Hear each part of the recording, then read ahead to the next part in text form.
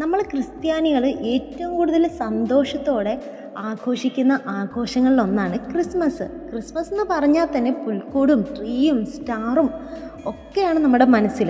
നമ്മുടെ ഇന്നത്തെ വീഡിയോ വളരെ സ്പെഷ്യലാണ് കേട്ടോ. ഞാനിപ്പോൾ നിങ്ങളെ കാണിച്ചുകൊണ്ടിരിക്കുന്നത് ഞങ്ങളുടെ വീട്ടിലെ പുൽക്കൂടിന് ഉപയോഗിക്കുന്ന രൂപങ്ങളാണ് കേട്ടോ. ഇതൊരു 10 വർഷം മേലെങ്കിലും പഴക്കമുള്ള രൂപങ്ങളാണ്. പല രൂപങ്ങളും നശിച്ചു പോയെങ്കിലും അത്യാവശ്യം കുറച്ചൊക്കെ നമുക്ക് ഉപയോഗിക്കാനുള്ളതുണ്ട്. ഈ ഒരു വർഷവും കൂടി ഇത് ഉപയോഗിക്കാമെന്ന് വിചാരിച്ചു. പുൽക്കൂട്, കാലിത്തൊഴുത്ത് എന്നൊക്കെ പറയുമ്പോൾ അതിൽ വൈക്കോലാണ് നമ്മളൊക്കെ ഉപയോഗിക്കാറുള്ളത്. അപ്പോൾ ഈ വൈക്കോൽ എല്ലാ വർഷവും ഞങ്ങൾ പുൽക്കൂടിനുള്ളിൽ വെക്കുന്നതാണ് കേട്ടോ. നമുക്ക് പെട്ടെന്നൊന്നും വൈക്കോൽ കിട്ടാറില്ല. അപ്പോൾ അതുകൊണ്ട് എല്ലാ വർഷവും നമ്മുടെ പുൽക്കൂടിനുള്ളിൽ വൈക്കോൽ വെച്ച ശേഷം ആ പുൽക്കൂടിൻ്റെ വൈക്കോൽ തന്നെ എടുത്ത് നമ്മൾ ഈ രൂപങ്ങളൊക്കെ പൊതിഞ്ഞെടുത്ത് കെട്ടിവെക്കാറാണ് പതിവ്. കാരണം ഈ വൈക്കോൽ കൊണ്ട് രൂപങ്ങൾ പൊതിഞ്ഞ് കെട്ടിവെക്കുകയാണെന്നുണ്ടെങ്കിൽ കേടാവില്ല. പിന്നെ നമ്മുടെ രൂപങ്ങൾ എവിടെയെങ്കിലും തട്ടുകയോ മുട്ടുകയോ ഒക്കെ ചെയ്താൽ പൊട്ടാതെ സൂക്ഷിച്ച് നന്നായിട്ട് നമുക്ക് വെക്കാൻ പറ്റും. അപ്പോൾ അതുകൊണ്ടാണ് കേട്ടോ ഇങ്ങനെ കവറിലൊക്കെ ആക്കി നമ്മൾ സേഫാക്കി വെച്ചേക്കുന്നത്. നമ്മുടെ കിറ്റ് ഓപ്പൺ ചെയ്തപ്പോൾ തന്നെ നമുക്ക് ഉണ്ണീശയാണ് കേട്ടോ കിട്ടിയത്. ഇനി നമുക്ക് നമ്മുടെ രൂപങ്ങൾ എല്ലാം വൈക്കോലിൽ നിന്ന് പുറത്തെടുക്കാം. നമ്മുടെ മാലാഖയും 1-2 ആട്ടിടയന്മാരും 2-3 ആടുകളും പൊട്ടിപ്പോയതൊഴിച്ച് കഴിഞ്ഞാൽ ബാക്കി എല്ലാ രൂപങ്ങളും നമ്മുടെ കയ്യിൽ സേഫായിട്ടുണ്ട്. എന്നാലും പൊട്ടിപ്പോയത് ഓർത്തിട്ടാണ് എൻ്റെ മനസ്സിൽ ഇപ്പോഴും സങ്കടമുള്ളത്. കാരണം ഉപ്പില്ലാത്ത കറി പോലെയാണ് നമ്മുടെ മാലാഖയില്ലാത്ത പുൽക്കൂട്. മാലാഖ എന്തായാലും നമുക്ക് സെറ്റാക്കാം. അപ്പോൾ ഇത് ഓപ്പൺ ആക്കാം. അപ്പോൾ നിങ്ങൾ ഈ കാണുന്നതൊക്കെയാണ് കേട്ടോ നമ്മുടെ രൂപക്കൂടിൽ വെക്കാനുള്ള രൂപങ്ങൾ. നമ്മുടെ മാലാഖയും പിന്നെ 1-2 ആട്ടിടയന്മാരും ആടുകളും കന്നുകാലികളൊക്കെ പൊട്ടിപ്പോയി. അപ്പോൾ അതൊന്നും നമ്മുടെ കയ്യിലില്ല.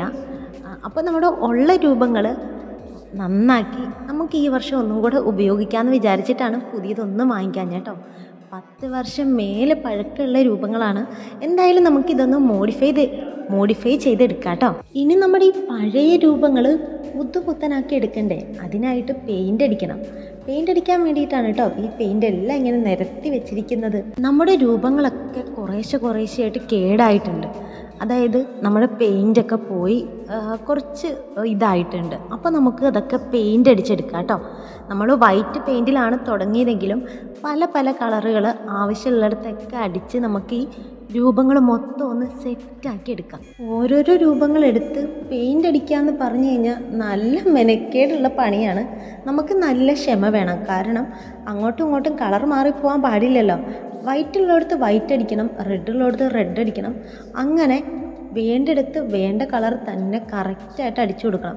നമ്മുടെ വേറെ ബ്രഷുകളൊക്കെ പൊട്ടിപ്പോയതുകൊണ്ട് നമുക്കാകെ ഈ ഒരൊറ്റ ബ്രഷേ ഉള്ളൂ. ഇത് വെച്ച് വേണം നമ്മൾ എല്ലാം പെയിൻറ്റ് ചെയ്തെടുക്കാനായിട്ട്. അതുകൊണ്ട് വളരെ സമയമെടുത്ത് ക്ഷമയുടെ നെല്ലിപ്പലക കണ്ടിട്ടാണ് കേട്ടോ ഞാൻ ഇത് മൊത്തം ഇങ്ങനെ പെയിൻ്റ് അടിച്ചെടുക്കുന്നത്. കുറച്ചധികം സമയം എടുത്തിട്ടാണെങ്കിലും നമ്മുടെ പെയിൻ്റ് അടി ഫിനിഷ് ആയിട്ടുണ്ട്. ഇനി നമുക്ക് നമ്മുടെ അടുത്ത സ്റ്റെപ്പിലേക്ക് കിടക്കാം. നമ്മുടെ ഫൈനൽ ടച്ചായിട്ട് നമ്മൾ ചെയ്യുന്നത് ഗിൽറ്റ് യൂസ് ചെയ്തിട്ടാണ് കേട്ടോ. അതുകൊണ്ട് അതിനായിട്ട് ആദ്യം തന്നെ നമ്മൾ ഗം എടുക്കുക. നമുക്ക് എവിടെയാണോ ഗിൽറ്റ് യൂസ് ചെയ്യേണ്ടത് അവിടെ ഗമ്മ് തേച്ച് കൊടുത്ത ശേഷം അവിടെ ഗിൽറ്റ് ഇട്ട് കൊടുക്കാം. നമ്മളിപ്പോൾ ഈശോയാണ് കേട്ടോ ചെയ്തുകൊണ്ടിരിക്കുന്നത്. നല്ല അടിപൊളി വർക്കാണിത് ചെയ്തെടുത്തു കഴിഞ്ഞാൽ. നമ്മുടെ ഈശോ ഇവിടെ മിന്നി തിളങ്ങുന്നുണ്ട്. ഇതേപോലെ നമ്മൾ നമ്മുടെ രൂപങ്ങളെല്ലാം അടിപൊളിയായിട്ട് ഗിൽറ്റ് ചെയ്തെടുക്കുന്നുണ്ട് കേട്ടോ. ഇനി നിങ്ങൾ കാണാൻ പോകുന്നത് നമ്മുടെ ഫൈനൽ റിസൾട്ടാണ്.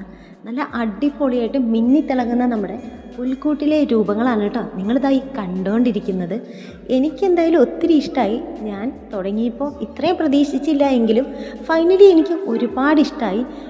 എത്ര പഴക്കം ചെന്ന സാധനങ്ങളായാലും നമ്മളൊന്ന് മനസ്സ് വെച്ചാൽ പുതുപുത്തനാക്കാൻ പറ്റുമെന്ന് നിങ്ങൾക്ക് മനസ്സിലായില്ലേ? എനിക്ക് മനസ്സിലായി.